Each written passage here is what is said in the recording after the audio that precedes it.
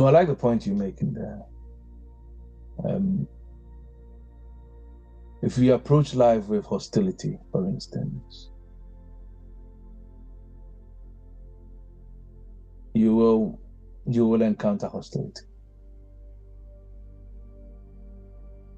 If you approach relationships expecting betrayal, you may behave in ways that makes intimacy difficult, because that is what is locked, or that is what your reality is locked to, or the dial, the frequency your reality is locked to.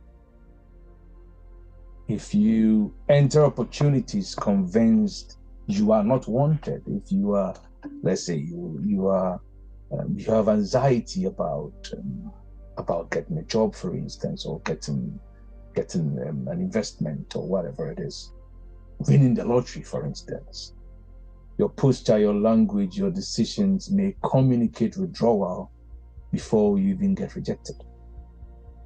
You will talk yourself out of it. That's why I get worried anytime someone says, well, I'm not good at this. I'm like, that is you just literally talked yourself out of anything good in that space happening for you.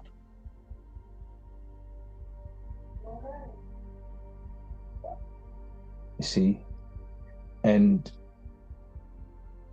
if you believe that people don't like you, if you believe you're not likable, if you believe that people are always judging you, every expression becomes evidence of it. At one point, I believe what people were saying, that, oh, he's controversial, and like almost everybody I was talking to was speaking an argument.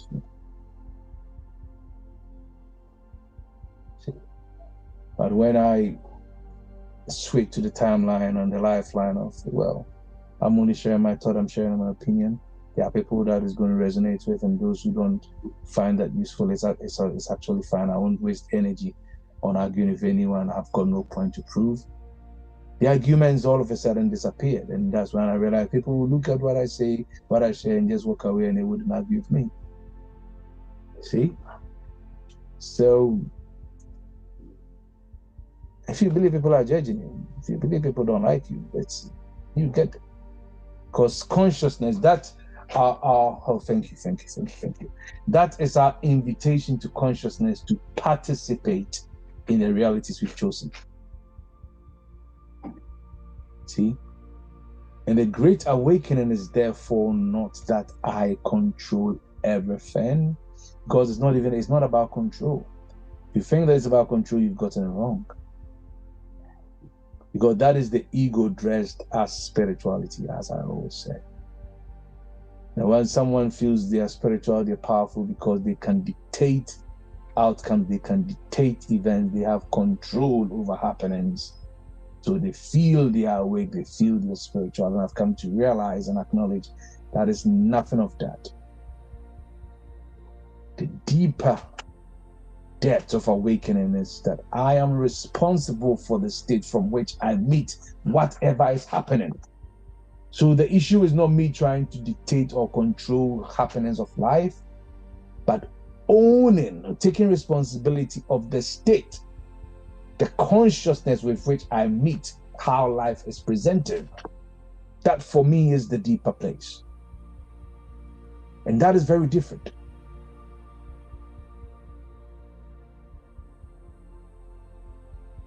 And the definition of, I came a few years ago, I came to love the definition of responsibility. This is how I break it down. Your ability to respond. Responsibility. Your ability to respond. The capacity you have and hold to choose your relationship to whatever experience life is presenting per time. That is key, and that is the difference. That for me is what defines power without force that we've been talking about, the sacred flow. Human consciousness is often or can be likened to the weather. I've said this also before. Some days there is sunlight, some other days there is a cloud, as I said earlier on in their submission. Some days you might have the storm, but imagine if every time it rained, the sky announced, oh, I'm now permanently in a storm.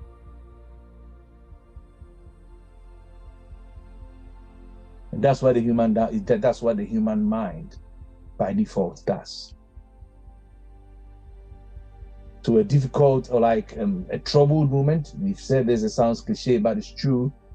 Is it a bad 5 minutes you had supposedly, or a bad day? You have a bit of a troubled or a hectic, a difficult week, and all of a sudden it becomes, my life is terrible. You have a financial challenge for 20 years of your life, and that defines you as not having, or you don't have enough, you're poor. One person betrays you, and then the story becomes nobody can be trusted. Someone exhibits mistrust in one area, on one aspect where you expect them, and all of a sudden that person, that's something I dwell on a lot of times because I've seen so many evidences around me. But let's say the fact that someone might not be, in quote, trustworthy in the area of their finances does not mean that they cannot be trusted to be there for you when you most need them. I've given examples to this. Someone, I learned this, you know, my friend. Or sorry, he taught me a lot. You know, he's someone who can look you in the eye and just swindle you. But I guarantee if I find myself in trouble anywhere and I reach out to him, he will do the best he can to be there for me. I can trust him in that space. So I won't naively say that he's not trustworthy. It's not true.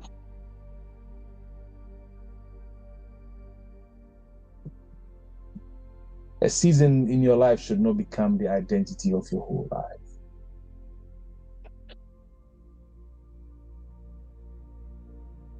Be the sky, remain the sky. The platform, the background in which the weather happens.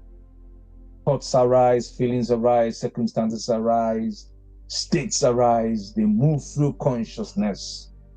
The problem only begins when awareness collapses into the passing conditions of the clouds and says, this is what I am, this is who I am. It always happens like this with me. But as mystics, we learn to remain present in the storm. Remember what I said. The consciousness with which you meet the experiences and the happenings of life is the crucial thing, and not our supposed ability or powers to manipulate life. This is not because the storm is not real, but it's because the storm or the nature of the cloud that appears per time does not define the totality of the sky. There's no other way. It makes too much sense to me to not understand it.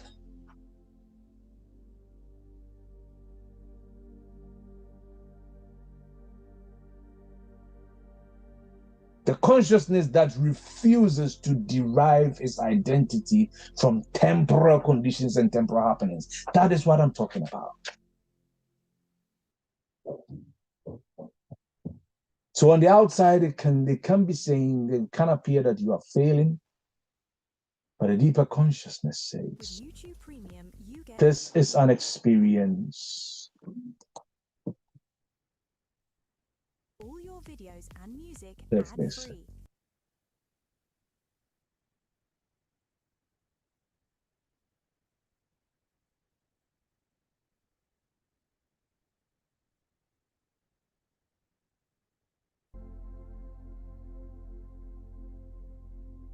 The deeper consciousness says that this is an experience. It is not my essence. It doesn't define me. See. You may feel disappointed, but it's not who you are. You may feel rejection, but it's not who you are. You might even feel uncertain at some point. But deeper consciousness says uncertainty is present here now. The presence remains. What consciousness do I bring to it? And let's not confuse this with positive thinking. This is grounding. ontological stability.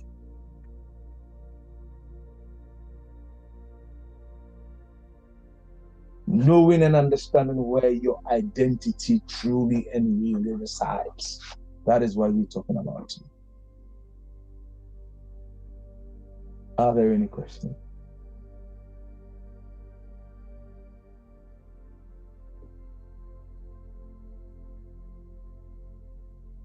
What's a wrap up?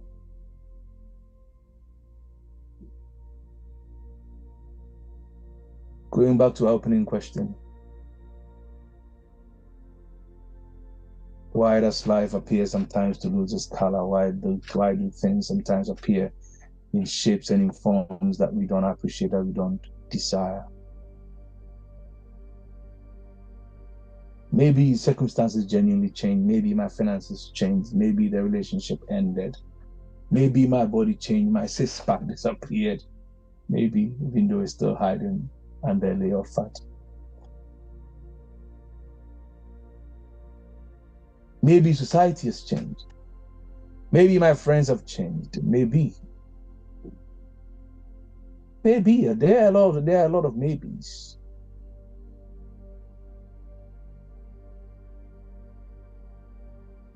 We are not called to romanticize the past and deny the present. That's not what this is about.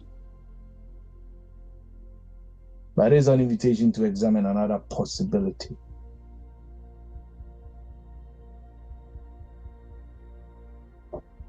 Perhaps over time you became more guarded, you became more critical, you became more expectant of disappointment, for instance. You became preoccupied with what is missing, what is not there, what is not available.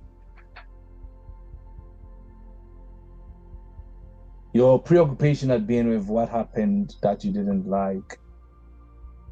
You became less available to surprise. This morning we were having a chat and Joshua brought that in about the spontaneity of life.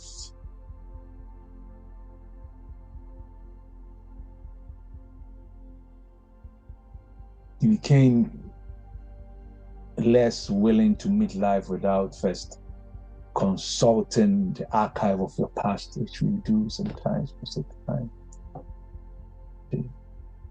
The moment the present comes, the present dawns, we could make a quick reference to the past, we compare, and then we look out for similarities, and then yet again wonder why the present is always like the previous experience.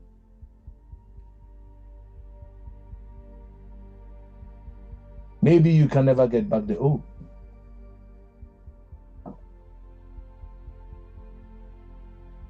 But maybe the better question would be, what state of consciousness was I inhabiting when life appeared to be playing out the way that I enjoyed? It's about the consciousness. It's not about the events themselves.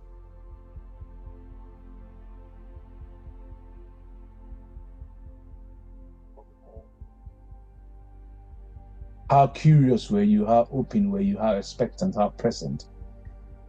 The state of wonder. The place where you were less, you were drawing from less comparisons. The state where you were less judgmental. The place where you had less addictions to the accumulated history that you have.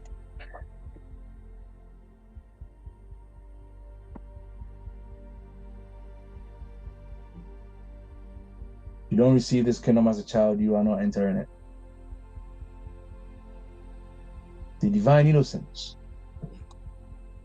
the childish naivety we bring to life. Sometimes we confuse the clutter we put in our experiences for awakening.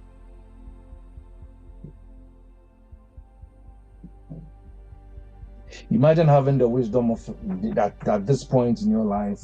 I think about this all the time. Imagine me knowing what I know now, the wisdom that I believe I have now, without any burden of cynicism, without any burden of judgment, without any burden of undue criticism. How does it feel like? It's one of my meditations. When you can discern, truly discern without suspicion. When memory doesn't become your imprisonment. When you can develop and grow in knowledge without losing the wonder and the awe-inspiring attributes of new wisdom that is coming in. And that, for me, is the summation of my evolution. And I've understood and accepted that I do not need another world. I don't need the world to be any different. I need me to see it differently. Many of us are waiting for circumstances to change before we allow ourselves to live differently. So maybe when the economy improves, when my children are finally settled, when I get that new job, when this court case ends, when I have a bit more money, when I change partners, when I get a new wife, maybe when my health improves, when my workload reduces, maybe I could go to the gym more. When life becomes less complicated, then I'll have more peace. Then I'll have more sanity. Then I'll have more space. Then I will feel more alive. Then I'll become more of myself again.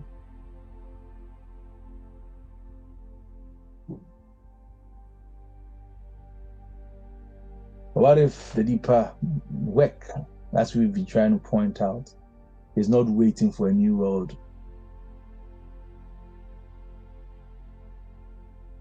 What if it's rather becoming new in the world that you're already inhabiting?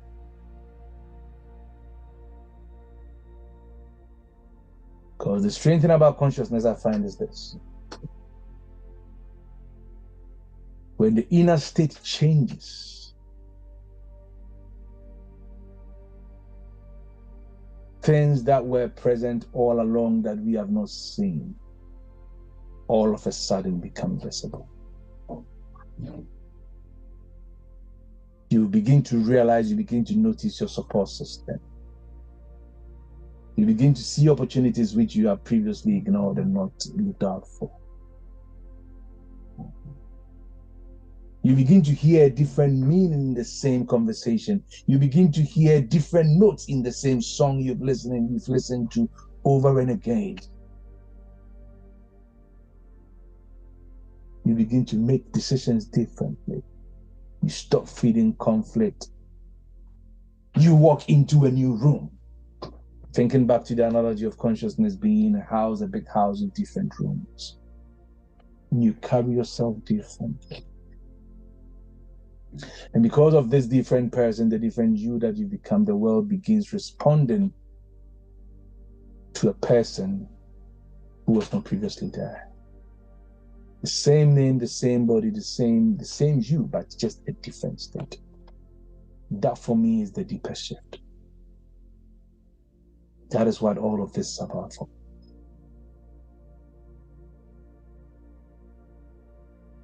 So I'm not trying hard to make my life more beautiful.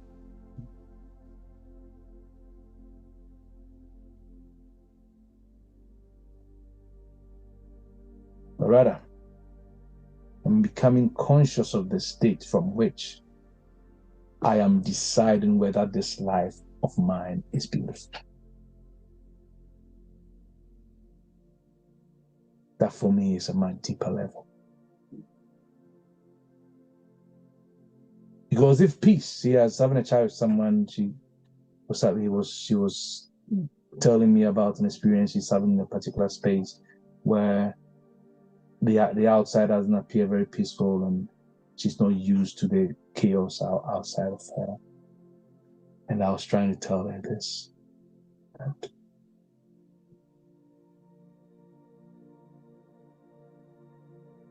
become conscious of the state from which you are deciding whether this is peaceful or not. Because if peace depends entirely upon the world becoming peaceful, you have surrendered consciousness to circumstance. You bring the peace in you to the cacophony on the outside. You're not living from reaction space.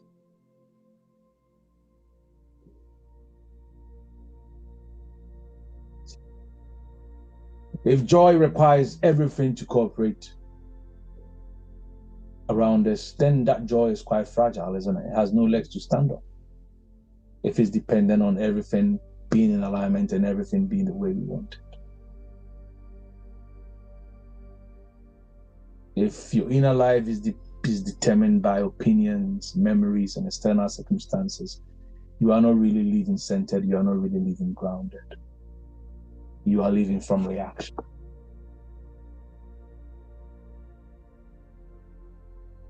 The sacred flow begins when your reactions no longer has the final word. When you become aware, when you become still,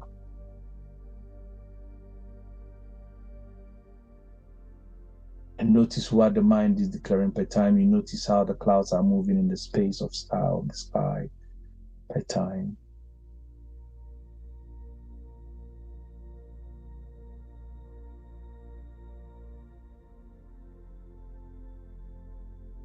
And instead of falling for the trap of believing that the evidence or the facts that are presented in front of you per time is reality, you pause and ask yourself, is this reality?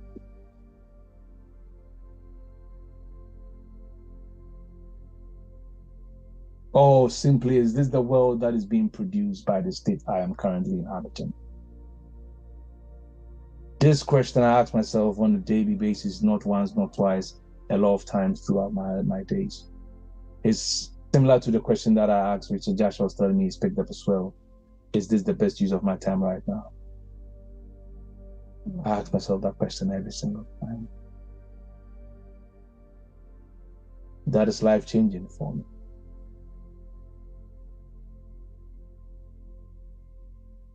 Because the moment you have an awareness or you can observe the world you are inhabiting, the state you are inhabiting per time, you have already become more than that world. The moment you became aware of the song, the moment you became aware of your dominant thoughts, you are already bigger than that world. You are already bigger than that state. So that state can no longer dictate your mood. It can no longer dictate your emotions.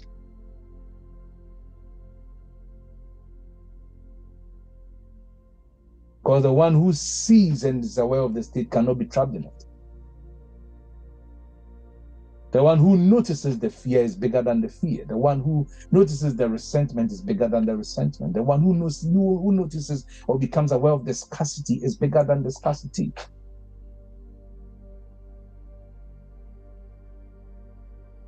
The one who notices the colors, oh, thank you. The one who notices the colors fading is still capable of seeing color.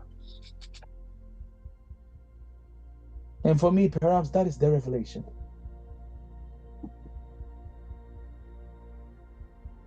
But we aren't losing divine presence, we aren't losing life. You aren't losing the sacredness of existence.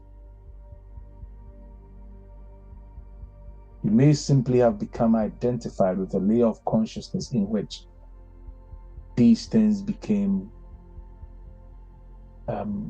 difficult for you to recognize.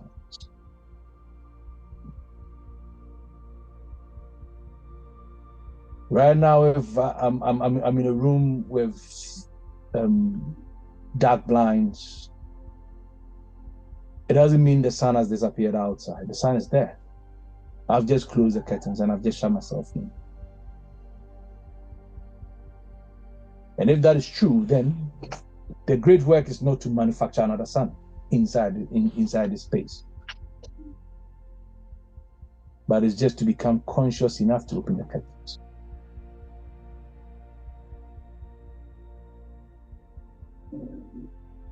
And that's where the story of the old yogi comes in, where the man who's lost the coin on the inside, rather than turning on the lights within, goes outside because there's light outside, and starts looking for what is lost outside, because he can't be conscious or made aware of how to turn on the light within and going out there because there's light out there to look for something that was lost in there.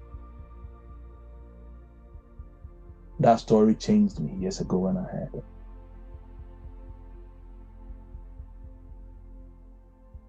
So it's true there's a world that you could have inhabited yesterday.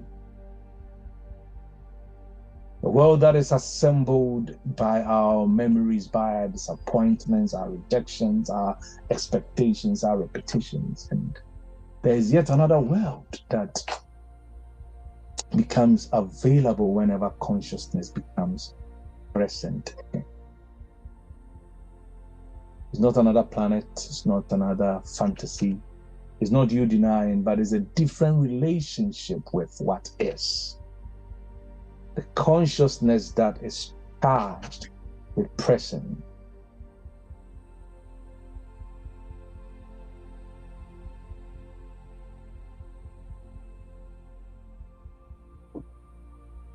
So I challenge us that from today, do not rush to change everything outside of you. First, notice the world which you are looking for. The language you repeatedly use, what you say when you talk to yourself.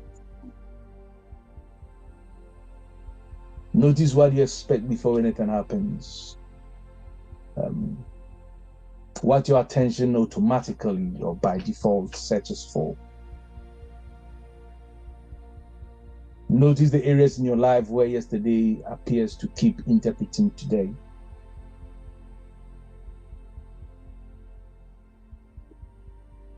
And acknowledge that you are not just merely here collecting, or you are not a collection of thoughts that is passing through consciousness. Sometimes that's what we think, because we like to identify with every thought and every cloud that passes. You are the awareness in which all happens.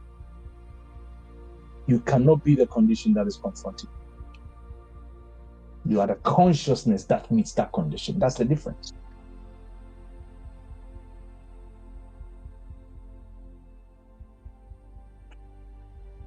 The same token, you cannot become the world that you are accustomed to seeing.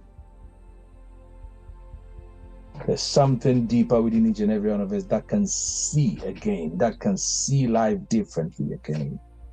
Get in touch with that then. Get in touch with that deep place. Get in touch with that sacred ground. And for me, perhaps that's what awakening means to me. Not escaping the world, not denying the world, not trying to force the world into my mold, but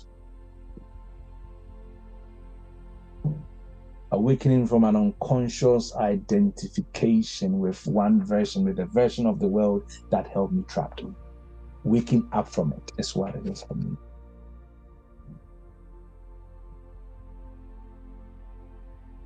When people talk about how bad the world is and how racist people are and all of that, I've come to a place now that I've stopped immediately. I just become still and ask myself, which world am I looking from? And sadly, when you are not looking at things from the world that another presents, and if they are sleeping, they will find you some way. They will find you controversial. They will find you weird. They will feel that you are rather the one who is asleep.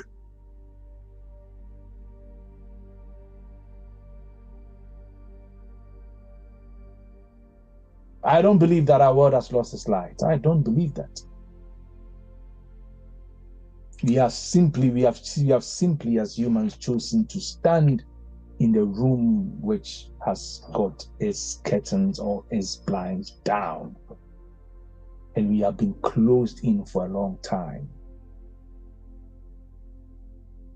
The hand that can draw the curtains is already yours. Put the blinds up and see with fresh eyes. I'm SOD, and I endorse this message of my soul.